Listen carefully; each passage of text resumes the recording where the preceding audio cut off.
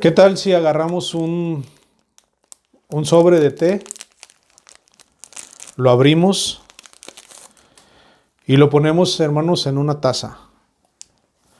Y luego a esta taza le ponemos agua, pero agua normal, sin calentarla. Y luego la bebemos. ¿O qué pasa si le ponemos solo agua caliente, pero no le ponemos este sobrecito de té? Supongamos nosotros que lo que queremos decir es que para que un té realmente funcione y haga el trabajo que debe hacer en nuestro cuerpo, tendríamos que poner el sobrecito, vertirle agua caliente, dejarlo reposar para que haya una transformación. Al tener una transformación el líquido, entonces se vuelve agradable y tiene la función esperada para la cual fue diseñado. Esta mañana quiero decirle que sin transformación no hay valoración. Para que nosotros podamos valorar la voluntad de Dios, primero tenemos que hacer una transformación en nosotros. Tiene que haber un elemento que se una y que nos haga ser distintos. Porque si nosotros no nos damos cuenta que es muy importante el poder comprender que sin la transformación no hay la valoración, no podemos entender la frase que dice, para que comprobéis cuál es la buena voluntad de Dios, agradable y perfecta. El punto central, hermanos, esta mañana es que sin transformación no hay valoración. No podemos valorar nosotros, es decir, probar de forma apropiada lo que está haciendo Dios en nuestra vida. Porque si nosotros buscamos tener una relación con Dios, necesitamos nosotros entender dos cosas importantes. Tiene que haber una transformación y la segunda es que al haber una transformación va a haber una valoración de la voluntad de Dios. Esta mañana quiero explicarles la voluntad de Dios. La palabra voluntad de Dios tiene la idea, hermanos, y transmite lo deseado por Dios. Esto que Dios ha deseado no es algo que se le ocurre o que en realidad el Señor está programando cada vez que usted viene a los pies de Él y cada vez que usted tiene una relación con Él. Él, como que en cada momento que usted da un paso, Él le va poniendo el camino. No. La palabra voluntad, cuando se relaciona con Dios, es que Dios ya tiene una programación de las cosas que Él espera que nosotros hagamos. Dios no está jugando a hacernos distintos. El punto central de la valoración, de la voluntad de Dios para que nosotros la podamos valorar es que la voluntad de Dios ya está diseñada de antemano. Esto nos lleva entonces a entender que es muy importante conocer la voluntad de Dios. La primera cualidad de la voluntad de Dios que debemos entender es que tiene una connotación personal. Déjeme le explico. La palabra voluntad, cuando describe a Dios, lo primero que describe es lo que a Dios le gusta que nosotros hagamos. Eso es lo que está transmitiendo la palabra voluntad de Dios. El que cada uno de nosotros puede entender que cuando habla de la voluntad de Dios es de lo que a Dios le gusta que nosotros hagamos. Eso es algo sumamente importante. Y como Dios ya tiene planeado o ya tiene en su mente lo que le gusta que hagamos, entonces planificó, hizo un programa para que nosotros pudiéramos caminar de la manera que Dios espera que lo hagamos. Entonces, cuando nosotros pensamos en la voluntad de Dios, lo primero que tenemos que pensar es que Dios se agrada de lo planificado por Él para que yo y usted lo hagamos. Ese es el primer punto de la voluntad de Dios. Ahora, ¿qué es la voluntad de Dios? Bueno, en el concepto de Pablo que presenta en Romanos capítulo 12, versículo 2, en la parte final que leemos, para que comprobéis cuál es la buena voluntad de Dios, agradable y perfecta, tiene tres cualidades. Bien, la primera cualidad de la voluntad de Dios es que es buena. Esta palabra buena describe, hermanos, una situación de nuestra manera intelectual. Cuando Dios dice que su voluntad es buena, lo primero que espera es que nosotros intelectualmente, con nuestra mente, pensemos en dos cosas. Primero, en que tenemos valores. La palabra valor significa lo que te hace fuerte. La palabra principio transmite la norma que guía tu conducta. Por ejemplo, cuando hablamos nosotros de valores, siempre hablamos de hacer cosas que nos hacen ser más fuertes. En el contexto donde se usa la palabra bueno, siempre se usa que la persona se hace más persona. Pongamos un ejemplo, el respeto. El respeto, cuando tú se lo das a una persona, haces que esa persona sea más persona, porque le estás hablando de su dignidad. 2. La libertad. Cuando una persona tiene libertad de tomar decisiones y cuando una persona tiene libertad de hacer cosas, ahí habla de su dignidad. Por lo tanto, la palabra respeto y libertad son valores porque te hacen ser más fuerte. Otros, el trabajo. Otro, por ejemplo, la honestidad. Otro, por ejemplo, la felicidad. Son muchas cosas que nosotros hacemos que llamamos valores porque eso nos ayuda a tener una calidad como persona. Bueno, para el apóstol Pablo dice, para que comprobéis cuál es la buena voluntad de Dios. Cuando Pablo piensa en la buena voluntad de Dios, está pensando y nos está diciendo que Dios de antemano nos ha dado valores. ¿Cuál es uno de los valores principales que Dios tiene para nosotros como cristianos? La principal es la obediencia. Si nosotros no tenemos el valor de la obediencia, nosotros no podemos obedecer a Dios. Entonces, la obediencia es un valor que nos hace tener una relación con Él. Otro valor, su soberanía.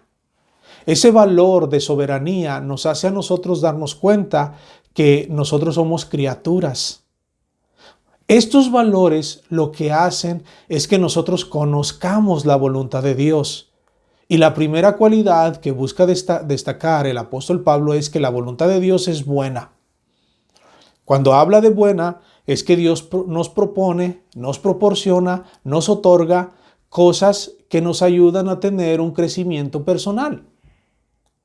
La segunda cualidad de entonces que se compone la palabra bueno, principios. Los principios son normas que tenemos nosotros preestablecidos de cómo debemos conducirnos. Por ejemplo, muchas veces aparece la palabra soportaos unos a otros. Ese es un principio. Cuando tú tengas un problema con tu hermano y hay una falta que él comete contra ti, sopórtalo. Otro principio que tenemos, el perdón. El perdón es un principio porque guía nuestra actitud. Si una persona viene, me ofende, yo me siento ofendido de lo que me hizo, me siento mal, me afecta todo lo que hizo. Tengo que tener el principio de que cuando él venga a pedirme perdón o a disculparse, o cuando yo vaya a confrontarlo, estoy dispuesto a darle el perdón. Estas cualidades, esto que estamos diciendo, son situaciones que son principios. La palabra principio nos transmite la idea de que es una norma que nosotros seguimos en nuestra conducta.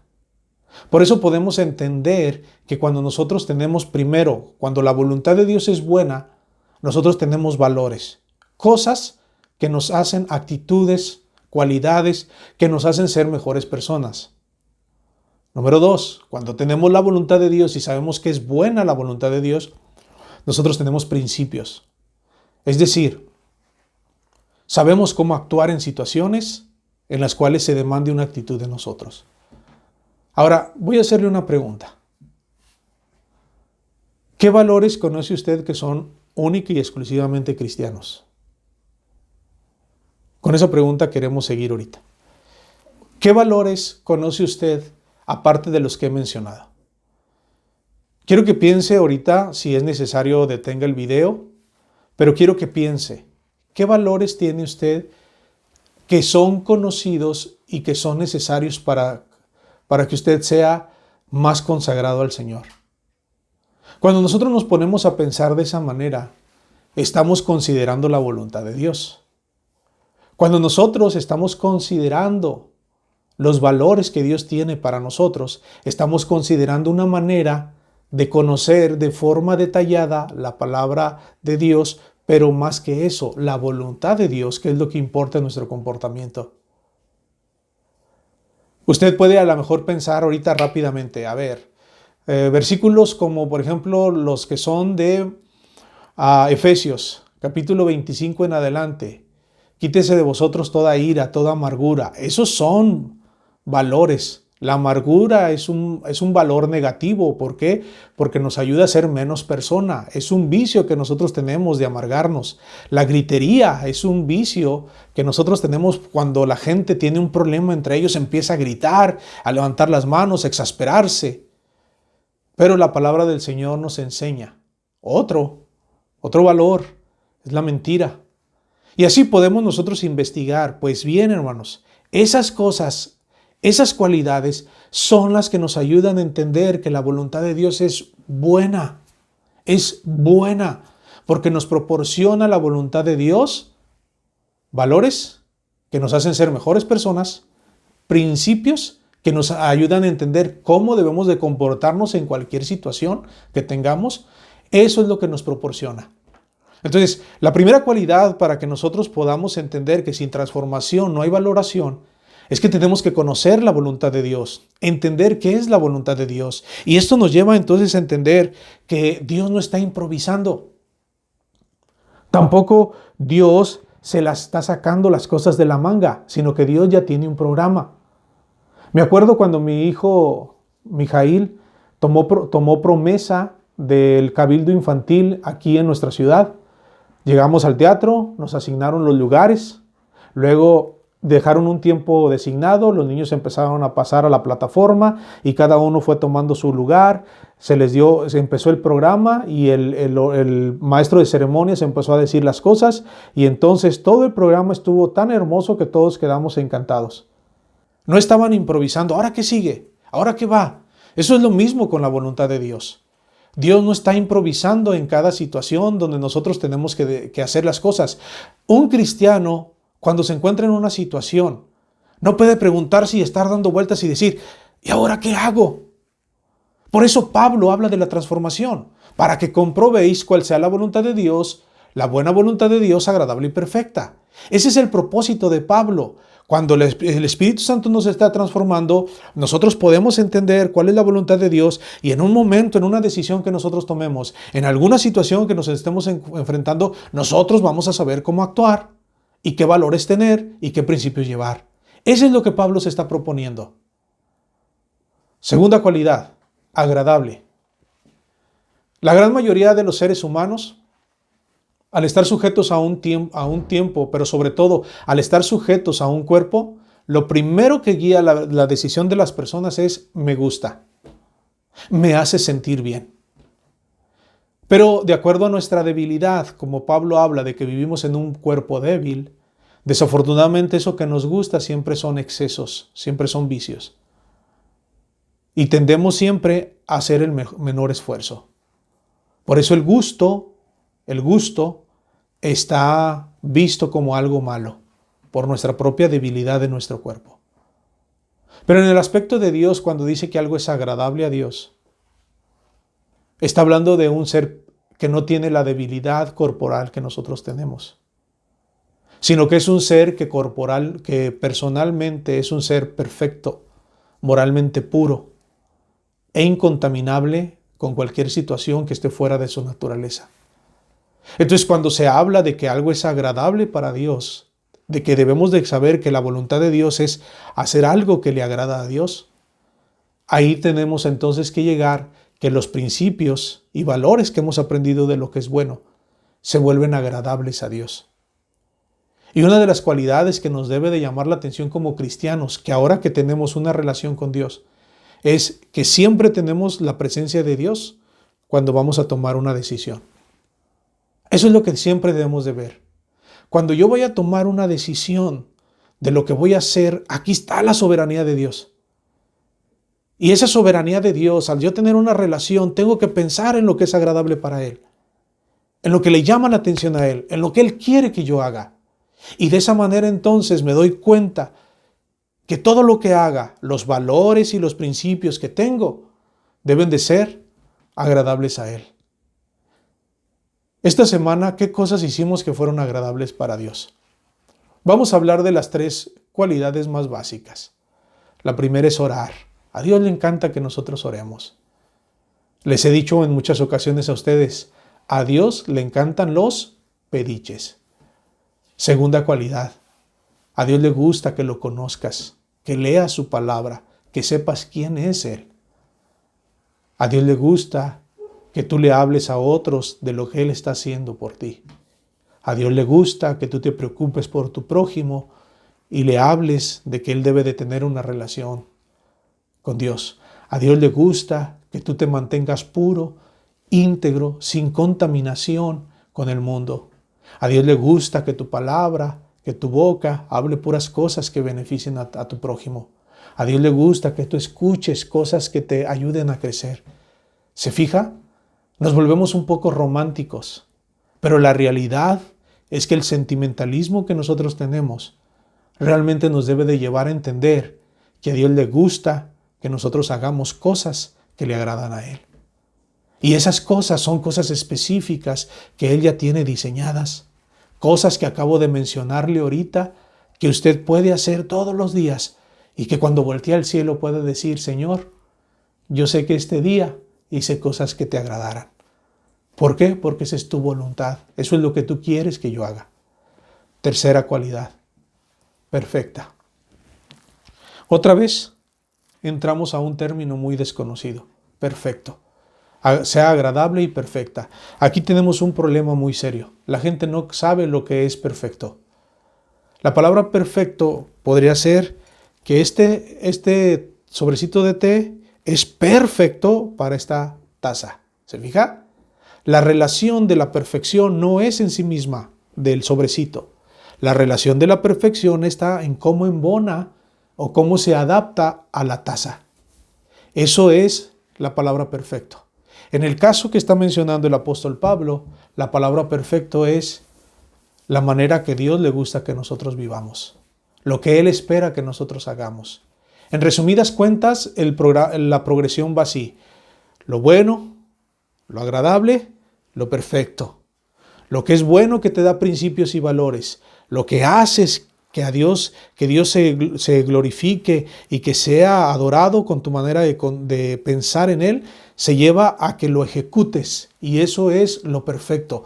Lo que se relaciona con lo bueno, con lo agradable, se convierte en perfecto porque embona bien en lo que Dios espera de ti. Y lo perfecto en este contexto es vivir de la manera que Dios espera que tú vivas. Hay una manera que Dios espera que nosotros vivamos. Hay algo que Dios espera que nosotros hagamos. A eso se le llama lo perfecto, porque embona con la voluntad de Dios. Por ejemplo, Dios espera que si alguien te ofenda, tú perdones. Eso es perfecto. Dios espera que tú como cristiano dejes la mentira y hables la verdad. Eso es perfecto. Dios espera que tú con tu trabajo, con tu dignidad, formes un patrimonio y te preocupes por tu familia. Eso es perfecto. Dios espera todas esas cosas, hermanos. La voluntad de Dios no es algo que es desconocido, sino que es algo que nosotros tenemos que conocer. Cuando nosotros entonces hemos dado una descripción de estas tres cosas: la buena voluntad de Dios, agradable y perfecta. Entonces vamos a explicar. El apóstol Pablo dice, para que comprobéis. La palabra comprobar en este versículo no significa dar la validez de que algo es falso o verdadero. La palabra para que comprobéis en este versículo 2, capítulo 12, versículo 2, lo que está transmitiendo es para que nosotros conozcamos la exactitud de la voluntad de Dios. Es decir, que Pablo se propone que nosotros transformemos nuestra vida para que al haber una transformación y los principios y valores se estén integrando. Acuérdense lo que les he dicho. Nuestra mente es como una taza. Si nosotros le ponemos algo a la taza, eso es lo que va a contener. Nuestra mente, aunque no sea algo material, es como una taza. Lo que nosotros le pongamos es lo que va a ser. Si nosotros ponemos cosas, ahí se van a guardar. Entonces, cuando nosotros hacemos una transformación, lo estamos haciendo renovando nuestra mente. Y esa renovación de nuestra mente se supone que son todos los conceptos que Dios considera espirituales para una transformación. Cuando nosotros tenemos una transformación, entonces hay una valoración. Y esa valoración viene en que nosotros comprobamos, es decir, sabemos a detalle, específicamente cuál es la voluntad de Dios. El fracaso espiritual, hermanos, de todo cristiano radica en que no ha comprobado cuál es la voluntad de Dios. Muchas personas llaman voluntad de Dios a sus deseos, a sus emociones, y lo único que transmite es que su mente no ha sido renovada. Nunca han vaciado la taza y la han dejado limpia para luego, con los principios morales que Dios tiene, volverla otra vez a llenar. Ese es el problema fundamental que estamos teniendo en el fracaso espiritual. ¿Por qué? Porque sin transformación no hay valoración. Nosotros no podemos valorar, especificar, tener con exactitud la voluntad de Dios si no hemos sido transformados. Por eso se vuelve otra vez un medio importante el transformarnos. Esa transformación va a hacer que nosotros comprobemos cuál es la buena voluntad de Dios, agradable y perfecta. Esta semana quiero dejarle de tarea que lea los proverbios del capítulo 1 al 4. Esta semana va a leer proverbios del capítulo 1 al 4. Y lo que le voy a pedir es que lo lea en la Reina Valera 1960, y creo que todos tenemos la palabra de Dios para todos. Va a leer un capítulo de proverbios en Reina Valera, un capítulo de proverbios en la palabra de Dios para todos, en la Biblia, en las Biblias verdes que nosotros tenemos.